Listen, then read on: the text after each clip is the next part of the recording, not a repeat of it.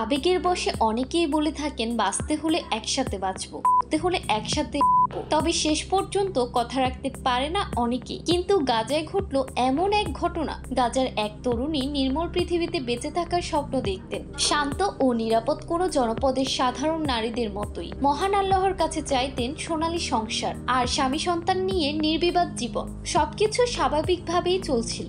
স্বামী স্বজনের ভালোবাসায় খুব একটা অসুবিধা হচ্ছিল না সেই তরুণীর। কিন্তু হঠাৎ যেন নরক থেকে উদয় হলো 2023 সালের 7ই অক্টোবর। ইসরায়েলে হামাস করে বসলো। শুরু হয়ে গেল ভয়াবহ যুদ্ধ। মাত্র 24 ঘন্টার ব্যবধানে সেই যুদ্ধ রূপ নিল একতরফা যুদ্ধের ভয়াবহতার মাঝেও শান্তিপ্রিয় তরুণীটি ভেবেছিল নরকের দিন একদিন শেষ হবেই।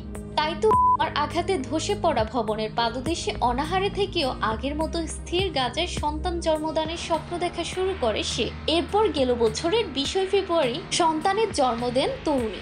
একদিকে বোমা পড়েছে, অন্যদিকে ফুটফুটে ছেলের জন্ম দেন তিনি। শত কষ্টের মধ্যেও স্বামীর সঙ্গে তিনি খুশি। এভাবেই কেটে যাচ্ছিল তাদের দিনগুলি।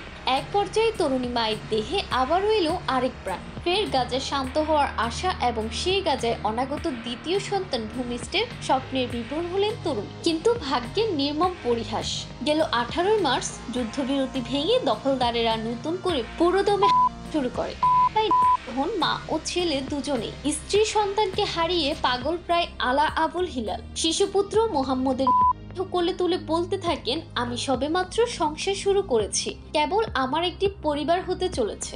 এটি আমার প্রথম সন্তান, সেই আমার পুরো পৃথিবী, আমার জীবন। আমার স্ত্রীর জন্ম 20 ফেব্রুয়ারি এবং আমার ছেলের জন্ম 20 ফেব্রুয়ারি। আমার স্ত্রী 19 মার্চ এবং আমার ছেলে 19 মার্চ।